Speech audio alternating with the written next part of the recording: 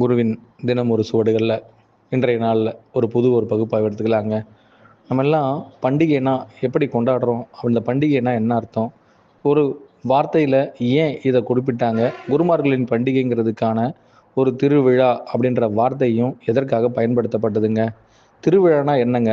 திரு என்றால் குருன்னு இங்கே நம்ம எல்லாருமே பயன்படுத்திக்கிட்டு இருக்க வார்த்தையிலிருந்து நம்ம எடுத்துக்கலாங்க. அப்போ விழானா என்னங்க? அதை கொண்டாடுறது. எதை கொண்டாட போகிறோம்? அப்போ குருவிற்காக நாம் ஒரு விஷயத்தை கொண்டாடுகின்றோன்னா அப்போ எதுவாக இருக்குங்க? ஒவ்வொருவரும் தனக்குள் இருக்கின்ற மன விழா அப்படின்னு சொல்லுவாங்கங்க. அப்போ மனம் எப்படி விழா என்ற வார்த்தையை எடுத்துக்கோங்க. ஒவ்வொருத்தருக்குள்ளேயும் மனம் என்பது மறுபகுப்பாய்வுக்குள்ளே செல்லும் பொழுதெல்லாம் தனக்குள்ளே ஏற்படுகின்ற பேரானந்த நிலையை எங்கு அது கண்டுபிடிக்கின்றதோ நல்லா கேட்டுக்கோங்க.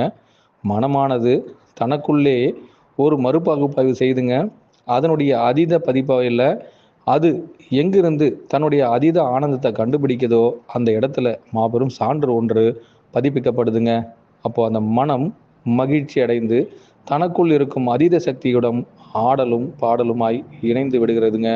அப்போ அது யாருன்னா அதுதான் தனக்குள் இருக்கின்ற குரு, அதற்குள் இருக்கின்ற ஆத்மா, தனக்குள் இருக்கின்ற அவரே சிவம்னு கூட சொல்லலாங்க.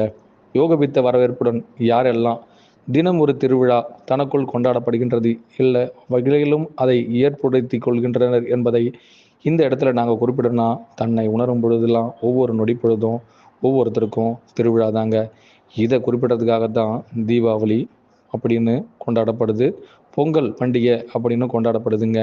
இந்த போகி பண்டிகை அப்படின்னா என்ன அப்படின்ற வார்த்தையிலையும் இன்னும் சில பேருக்கு விளக்கம் கொடுக்கலாங்க.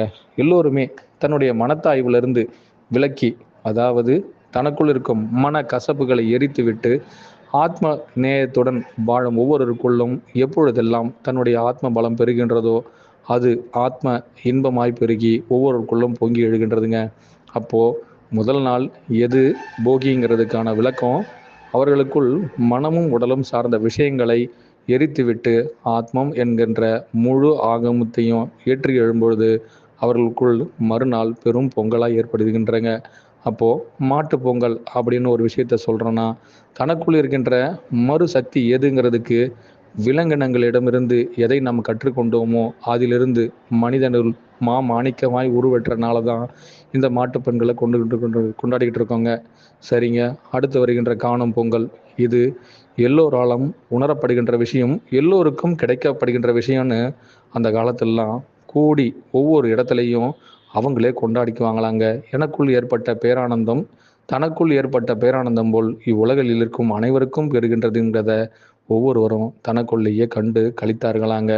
இப்படி பண்டிகை என்ற ஒரு வார்த்தைக்குள் அனைவருமே தன்னை ரசிக்க, தன்னை லயிக்க எப்படியெல்லாம் நம் முன்னோர்கள் உரு கொடுத்தார்களோ அந்த உரு கொடுத்தனால தான் இந்த தவ திருநாள், தமிழ் திருநாள்னு கூட கொண்டாடிக்கிட்டு இருக்கோங்க.